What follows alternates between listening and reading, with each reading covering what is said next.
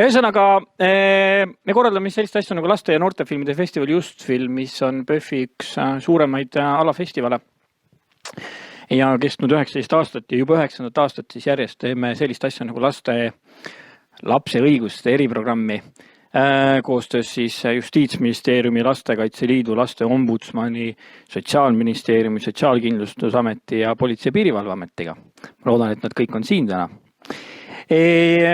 Ja täna on siis tõesti see päev, kui me kell 6 avame selle programmi saksa filmiga Süsteemi Error, mis tegelikult puudutabki neid teemasid, millest te täna siin olete rääkinud. Ja see on tõeliselt hea film, et need, kes on ennast registreerinud, et tulge, et see on Saksamaal võitnud kõik auhinnad ja talle ka kuulutatakse juba ette võõrkeelse filmi Oscarit.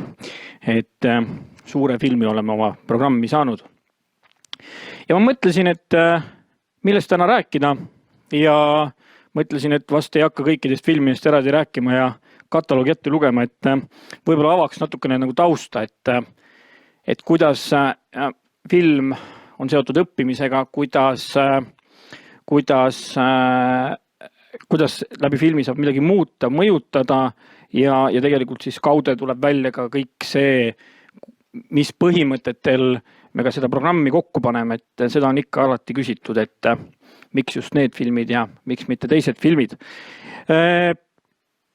Minu enda taust ongi see, et olen ise ka vabal ajal õpetaja ja haridusjuhtimise magistri see aasta lõpetanud, nii et nende teemadega tegelenud. Ja provokatiivne pealkiri, miks on filmi vaja? Võib-olla ei olegi vaja, aga üritan leida vastuse, et ehk ikkagi on. Ja üritan mõelda selle üle, et me ju kogu aeg õpime, eks? Et kõik need asjad, me õpime oma käitumist, me õpime oma käitumist muutma, me õpime oma suhtumist muutma, me kogu aeg õpime. Ja ma enda jaoks olen ammu selle sõnastanud, et ka film võib olla üks see meedium, eks ju. Et filmi on täna igal pool. Loomulikult igasugune filmi vaatamine ei ole õppimine ja see protsess, et siin tuleb väga selgelt vahet teha. Aga mis võiks olla nii-öelda siis selle asja eesmärk, et filmi kasutada kas õppetöös või õppimises, ma ei räägi ainult siis klassiruumis, et PÖFF ja Justfilm ei ole klassiruumis, vastupidi, me üritame klassiruumist õpilased välja tuua, et nad tuleksid sinna kinosaali nende asjade üle nii-öelda rääkima ja mõtisklema. Ja seal on nagu loomulikult, et võib ju mõelda, et äkki see ongi natuke nagu meelelahutuslik aspekt seal asja juures. Ja see ka loomulikult on ja see ei ole ju üldse selles mõttes halb. Aga tegelikult olen ma enda jaoks sõnastanud, et sellise hea õpetliku filmi vaatamine, see on nagu sellises simulatsiooniprogrammis osalemine, et sa saad, kui see on hästi tehtud loomulikult, et sa saad nii-öelda turvalises keskkonnas mõne raske probleemi läbi elada. Et Anu Leps, kes siin istus ennem, ma ei tea, kas ta enam on siin, ma ei näe, kunagi sõnastasime koos, et kui nüüd seisab, kui me kas või läbi programmi või läbi filmi suudame ühte last mõjutada, siis kõik raha ja töö on pandud õigesse kohta, rohkem polegi vaja. Ja me loodame, et täna on juba neid rohkem. Ja teiselt poolt ka kõik need teemad, et just see, et me saame neid tuua nii-öelda heas mõttes ühiskonna lähemale, ja arendada analüüsivõimet, maailmast arusaamist, silmaringi ja nii-öelda mõista ja mõtiskleda iseennast kogu selle teemade keskel, et need teemad on kooliteemad, pereteemad, vägivallateemad, ennetusteemad ja nii edasi, et loomulikult võib ju küsida, et kõige parem on ju nii-öelda ise läbi proovida ja ise eksida ja siis jääb nagu meelde, aga tegelikult on siin veel nii-öelda väikseid võimalusi, milleni ma kohe ka jõuan.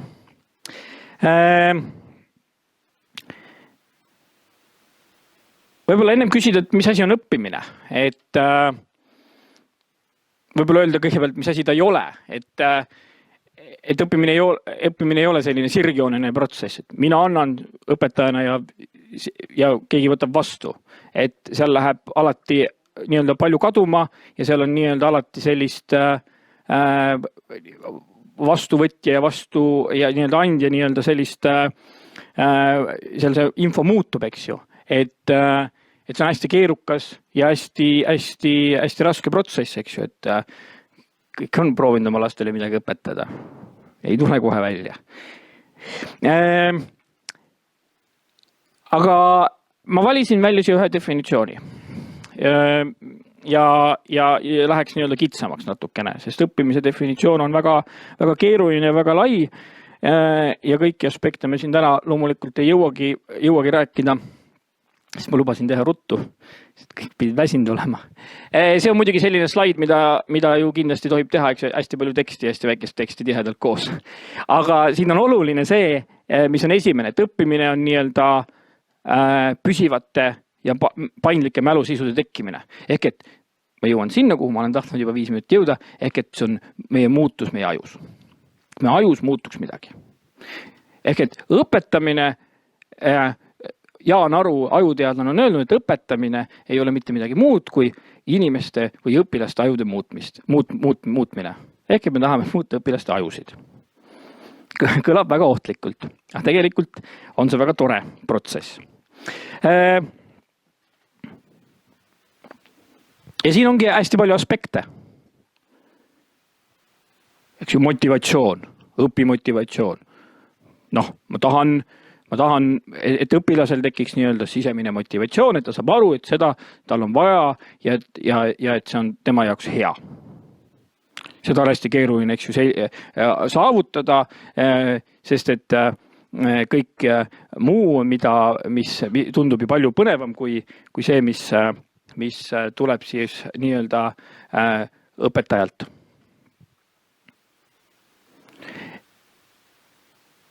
Näitlikustamine. See on see asi või see aspekt, mida läbi filmi on eriti hea teha. Nii-öelda ka näha nähtamatut. Meil on sel aastal näiteks üks geenidokumentaal just noortele. Et sul on võimalik näha seda, mida sa võib-olla palju silmaga ei näeks.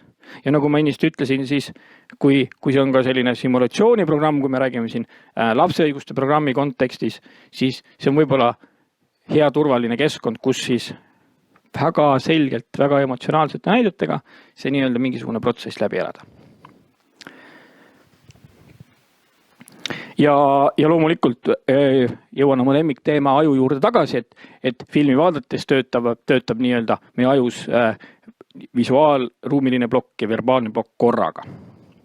Ehk et meie aju töötab, kui film on loomulikult huvitav, nii-öelda täistuuridel, kui nii võib öelda. Ja ka võib-olla kordamine, eks ju. Mingid teemad, neid teemasid ju koolides käsitletakse, neist räägitakse ja võib-olla see annabki nii-öelda selles mõttes, mis on ka üks selline mälustrateegia, et kuidas asju meelde jätta, on ju kordamine, eks ju. Mehaaniline kordamine on loomulikult halb, aga selline just jällegi emotsioonidel põhinev kordamine, see on see, kuidas asjad kinnistuvad. Ja tähelepanu võitmiseks. Väga hea asi on film, tähelepanu võitmiseks. Ma tõin siin välja, et inimene ei võta vastu või inimene nii-öelda paneb tähele seda, mida ta teab ja usub. Ehk et me jõuame ühe olulise punktini, millest on see, et sa näed seda, mida sa juba natuke nagu tead. Ehk et hästi oluline on see, et me teaksime, mis on meie õpilaste või laste siis eelteadmised. Ilma eelteadmisteta ei toimu ka mingit õppimist. Loomulikult siin on hästi palju nüansse, et kuidas siis täiesti uut asja hakata õpetama, eks. Aga samm-sammu haaval on see võimalik ja samm-sammu haaval minna keerukamaks. Jah, siin ma võtsin kokku, et mis see film siis võiks pakkuda, motiveeriv. Ta on hästi, mina ei võtnud ju kokku, seal on viide all. Tähendab, mina panin ühe slaidi peale, jah. eks ta pakub väga palju erinevaid võimalusi pärast seda nii-öelda lisaks sellele, mis meie kinosaalis teeme, et me teeme arutelusid, aga tegelikult ma tean, et õpetajad teevad nii-öelda ülesandeid ja nii edasi, ühesõnaga see on hästi palju väga huvitavaid võimalusi, millest võiks pikalt ja põhjalikult rääkida. Ja aju, meie lemmikteema, või minu lemmikteema vähem, ma loodan teiega. Et hästi oluline on, võib tunduda, et ma lähen sellest meie programmist natuke kaugemale, aga tegelikult ei lähe, ma kohe jõuan sinna, et hästi oluline on nii-öelda õpetaja vaates teada, kuidas õpilase aju toimib ja töötab, et nii-öelda paremini ja efektiivsemalt õppematerjali õpetada tulemuslikumalt. See on põhjus, miks ma otsustasin just selle nüansi täna siin välja valida. Ja hästi palju on erinevaid aspekte või hästi palju märksõnu on selle asja juures. Nagu ma ütlesin, emotsioonid. Emotsioonid on kõige parem asi. Kui ma räägin hästi igavalt, ma näen, et mõni juba tahab ära minna, siis tal ei jää midagi meelde, võib-olla ta homme mäletab, et üks prillidega poiss midagi rääkis, aga mida ta rääkis, ei tea. Ta ütles, et talle meeldib aju. Võib-olla tundus nagu naljakas, eks. Aga võib-olla mõni leiab, kes töötab rohkem lastega, leiab siit mingid asju, mis seostab enda varasemate teadmistega, jääb talle see meelde ja ta ehitab nii-öelda, tal tekib praegu just muutus su aju, sul tekkis uus mälusisu.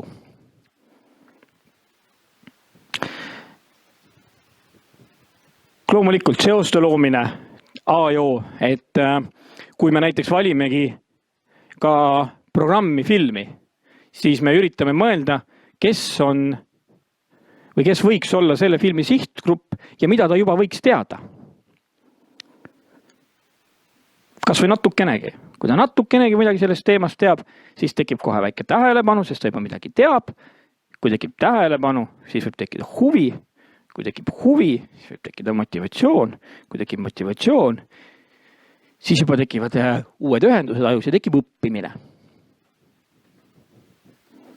Loomulikult keskkond ja kõik see metoodika, need on ka väga olulised märksõnad, pikaajaline mälu, töömälu, eks, et kui palju korraga suudab õpilane või laps nii-öelda infot omandada ja nii edasi. See loetelu ei ole lõplik ja siin võiks jätkata pikalt ja laialt.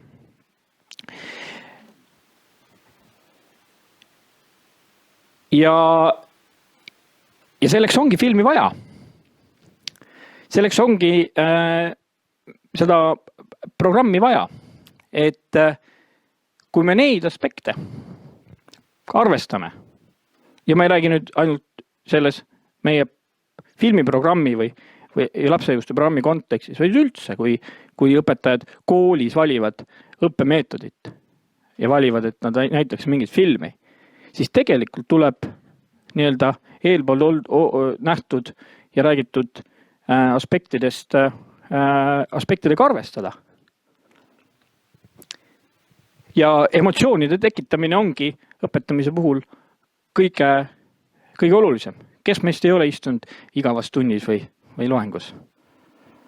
Aga jällegi, teinekord mõni õpetaja jääb aastakümneteks meelde. Siis ta on tekitanud meis väga tugeva emotsiooni. Me unustame hästi palju asju, me unustame kogu aeg ja see on täiesti okei. Aga teinekord jääb mõni asi meelde väga kaugest lapsepõlvest. Mõni lõhn on väga hea asi.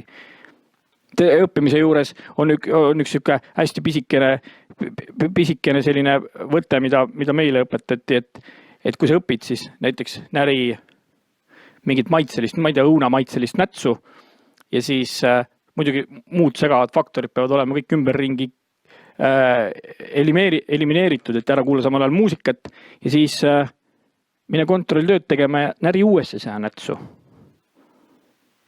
See tuleb meelde küll. Loomulikult see ei ole kõige efektiivsem, aga see aitab kaasa. Kui vaid saaks kontrollöösse kaasa võtta vanaema õunamoosipurgi. See lõhn ikka tekitab mingi hea emotsiooni. Ja meie eesmärk ongi teha või koostada just filmi ja PÖFFi raames lapseõiguste programmi, mis nii-öelda poeks hinge, poeks naha vahele, oleks emotsionaalne, arvestaks nii-öelda vaataja kogemusi, pakuks uut kogemust, oleks nii-öelda silmaringi avardav. See on see, need on need vahendid, mis on nii-öelda filmi kunstil olemas ja mida me saame teha.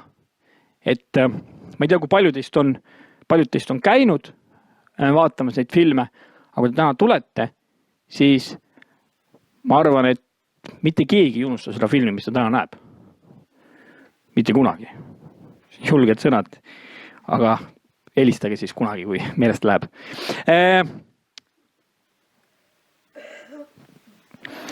Ja võib-olla lõpetuseks selles mõttes üks selline mõttetera, mida ma mõtlesin, et kuna on hästi palju nagu räägitud ja ise olen rääkinud ja ma tean ja räägitakse kogu sellest digivahenditest ja filmidest ja tegelikult see ei ole kooli ees uus teema. Üks uuring näitas, see oli vist 2017 uuring, et 95% õpetajatest kasutab filmi mingil moel tunnis. See on väga suur number, siit edasi ei saagi kuhugi minna. 100 oleks liiga palju tahetud. Aga mitte ükski selline vahend, film või arvutiprogramm ei asenda seda päris suhtlust õpetaja, sõprade, vanematega. See avab lõpuks lapse hinge ja loovuse. Ja see on ka põhjus, miks me koos heade partneritega üritame teha igale filmile arutelu. Et seda ju ära unustada, ma lihtsalt endale tuletan ka meelde, et ei ole ainult, et paned aga mängima ja on. Et ei ole nii. Ja ongi kõik. Nüüd ma ootaks küsimusi, kui see aeg on. Jaa. Kas on Mikule küsimusi? Mis film ikka täna siis mängib? Mis see süsteemi error on, et väike tiiser? Üldse ei julge rääkida, ükskord oli niimoodi, et ma rääkisin ühest filmist ja siis pärast keegi blogis kirjutas, et ära enam seda kutti rääkima lase, et see räägib lõppu ära.